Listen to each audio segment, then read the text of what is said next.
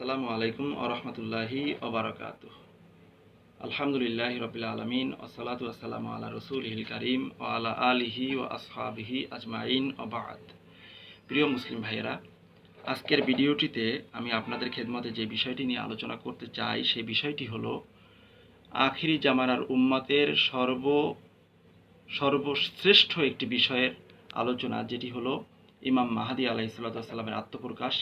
এই বিষয়টি নিয়ে বর্তমান প্রেক্ষাপটে সকল আলেমরাই যারা কথা বলতে চায় তারা সকলেই এই ব্যাপারে কথা বলতেছেন।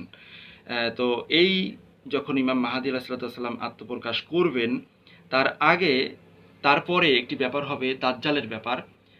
ওই দাজ্জালের ফিতনা থেকে রাসূলুল্লাহ সাল্লাল্লাহু আলাইহি ওয়াসাল্লাম তার প্রিয় উম্মতদেরকে হুঁশিয়ার করেছেন, সাবধান করেছেন। তো দাজ্জালের ফিতনাটা এত ভয়াবহ হবে যে আসলে মুসলমান নিজ ক্ষমতা বলে এই দাজ্জালের ফিতনা থেকে বেঁচে থাকা এটা খুব কষ্টকর হয়ে যাবে। এটা এক কথায় বলতে পারা যায় যে এটা সম্ভব হবে না। তো দাজ্জালের ফিতনা থেকে মুসলিম জাতি কিভাবে বেঁচে থাকবে এ ব্যাপারে কিন্তু রাসূলুল্লাহ সাল্লাল্লাহু আলাইহি ওয়াসাল্লাম ১৫০০ বছর আগে আমাদেরকে একটি পরামর্শ দিয়ে গেছেন। যে পরামর্শটা সহিহ হাদিসের কিতাব সহিহ মুসলিমের ভিতরে এসেছে এবং সিহা সিত্তার অন্যতম কিতাব আবু দাউদ শরীফের ভিতরে এসেছে এবং হলো সহিহ ইবনে হিব্বানের ভিতরে এসেছে। এভাবে করে অনেক হাদিসের কিতাবের ভিতরে এই আমলটা এসেছে যে এই আমলটা যদি কোনো মানুষ করে তাহলে আল্লাহ সুবহানাহু ওয়া তাআলা তাকে দাজ্জালের ফিতনা থেকে হেফাজত করবেন।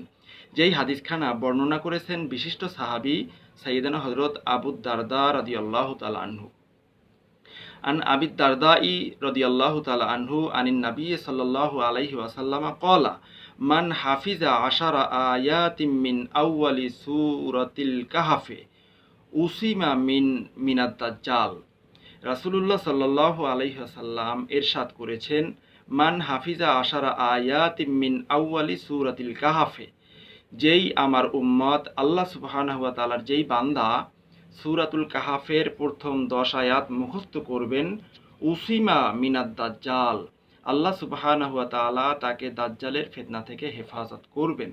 প্রিয় মুসলিম উম্মাহ, আপনারা জানেন রাসূলুল্লাহ সাল্লাল্লাহু আলাইহি ওয়াসাল্লাম যখন এই দাজ্জালের ফিতনার ব্যাপারে আলোচনা করতেন, সাহাবায়ে কেরাম কখনো কখনো উঠে পিছনের দিকে তাকাতেন ভয়ে, না জানি দাজ্জাল এই মুহূর্তে এসে যায় আমাদের ঈমানকে নষ্ট করার জন্য।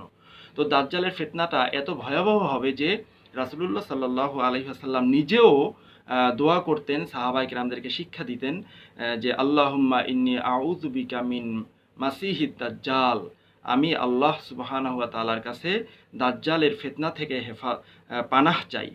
তো দাজ্জালের আগমন, দাজ্জালের আত্মপ্রকাশ যদি আমাদের জীবদ্দশায় হয়েই যায়, আমরা কিভাবে ওই দাজ্জাল থেকে নাজাত পাবো সেই পরামর্শ আল্লাহর রাসূল আমাদেরকে দিয়েছেন। আমরা যাতে করে সূরাতুল কাহফের প্রথম 10 আয়াত আমরা মুখস্থ করে নেই, খুব দ্রুত আমরা যাতে মুখস্থ করে নেই, আমাদের জীবদ্দশায় যদি দাজ্জাল এসেই যায়, দাজ্জালের সেই ফিতনা থেকে আমরা যাতে এই সূরা কাহফ তেলাওয়াতের মাধ্যমে আমরা আল্লাহ সুবহানাহু ওয়া তাআলার আশ্রয় পেতে পারি। যেমন অন্য এক হাদিসের ভিতরে এসেছে, রাসূলুল্লাহ সাল্লাল্লাহু আলাইহি ওয়াসাল্লাম বলেছেন যে মান রাআহু মিনকুম ফালিয়াকরা ফাওয়াতিহা সূরাতিল কাহফ, তোমাদের যে কোনো ব্যক্তি যখন দাজ্জালকে দেখবে সে যেন দেখার সাথে সাথে সূরাতুল কাহফের প্রথম 10 আয়াত তেলাওয়াত করে।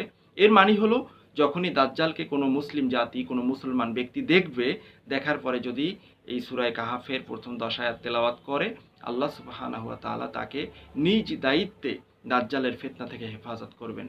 তো প্রিয় মুসলিম ভাইয়েরা, এই কঠিন মুহূর্তে আমাদের প্রত্যেকের উচিত, আমরা যারা মুসলমান, এই হাদিসের উপরে বিশ্বাস রেখে দাজ্জালের ফিতনা থেকে হেফাজত থাকার জন্য, দাজ্জালের ফিতনা থেকে নিজেকে বাঁচানোর জন্য নিজে এবং নিজের আত্মীয় স্বজন সহ সকলে যাতে আমরা সূরাতুল কাহফের প্রথম 10খানা আয়াতে কারিমা মুখস্থ করে নেই নিজ নিজ দায়িত্বে।